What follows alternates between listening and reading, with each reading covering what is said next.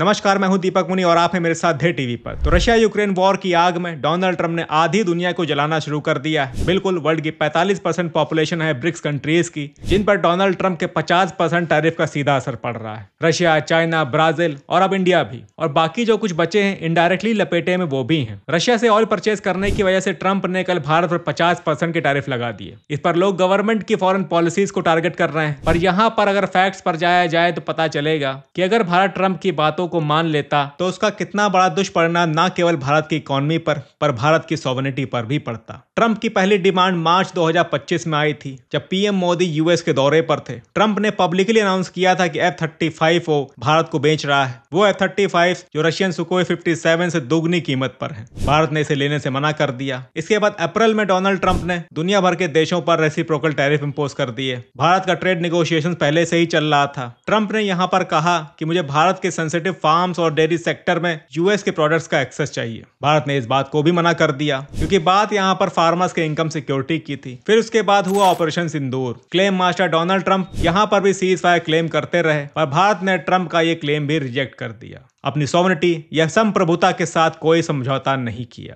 भारत की foreign policy ने भारतवासियों को गर्व से कहने का मौका दिया कि हम पाकिस्तान की तरह अमेरिका के तलवे नहीं चाटते। हम वो करेंगे जो हमारे नेशनल इंटरेस्ट के लिए अच्छा है। देखिए, ये सब जो हो रहा है ये इकोनॉमिक्स और ट्रेड इम्बैलेंस से कहीं ऊपर का खेल है। दरअसल यूएस नर्वस हो रहा है भारत की ग्रोथ से, और चैलेंज फील हो रहा है उसकी हेजेमनी को ब्रिक्स कंट्रीज से। इसलिए यूएस इस ब्रिक्स अलायंस को तोड़ना चाहता है, और यहां पर यूएस यूज करना चाहता है पाकिस्तान को। आसिम मुनीर 2 महीने के अंदर दूसरी बार यूएस बुलाया गया है। पहली बार गया था ट्रंप के साथ लंच डेट पर, और अभी कल यूएस सेंट्रल कमांड के हेड जनरल माइकल कोरेला की फेयरवेल सेरेमनी को अटेंड करने के लिए इसको बुलाया गया है। यूएस इस वक्त पाकिस्तान की आर्मी के साथ इंगेज हो रहा है। लास्ट टाइम जब इस लेवल पर यूएस का इंगेजमेंट पाकिस्तान के साथ देखने को मिला था, तब कोल्ड वॉर चल रहा था। रशियंस को अफगानिस्तान से खदेड़ने के लिए यूएस ने पाकिस्तानी एस्टेब्लिशमेंट को भाड़े का टट्टू बनाकर लोकल अफगानीज को ट्रेन करवाकर मुजाहिदीन बनाया था। ये बात इतिहास के पन्नों में दर्ज है, और अब ये दूसरी बार इंगेजमेंट हो रहा है इनका पाकिस्तान से। अब ये इंगेजमेंट चाइना के लिए है, भारत के लिए है, रशिया के लिए है, या पूरे ब्रिक्स अलायंस के लिए है, ये तो आने वाला वक्त ही बताएगा। पर यह बात तो एकदम सच है कि ब्रिक्स अलायंस से यूएस डरा हुआ है। ये बात किसी से छिपी भी नहीं है। देखिए, दुनिया ने हमेशा यूएस लेड ग्लोबल ऑर्डर देखा है, और अब ये जो रिसेंटली डेवलपमेंट्स हो रहे हैं, दुनिया बहुत जल्दी एक Asian countries led new world order witness करेगी। पीएम मोदी चाइना जा रहे हैं, पुतिन भारत आ रहे हैं। इधर एससीओ की मीटिंग होने वाली है, जिसमें डी-डॉलराइजेशन पर एक बड़ा फैसला देखने को मिल सकता है। वेस्टर्न हेजेमनी खतरे में है, यूएस इसीलिए नर्वस है। वैसे नर्वस तो यूरोपियन यूनियन को भी होना चाहिए था, पर फिलहाल उनको हेजेमनी की चिंता कम और रशियन इन्वेजन की चिंता ज्यादा है। तो राउंड द ग्लोब बहुत सारे डेवलपमेंट्स हो रहे हैं, इसलिए आने वाला ये 1 महीना बहुत क्रूशियल होने वाला है, और इस साल 2025 वेस्टर्न डोमिनेंस के अगेंस्ट एक न्यू वर्ल्ड ऑर्डर जरूर देखेगा।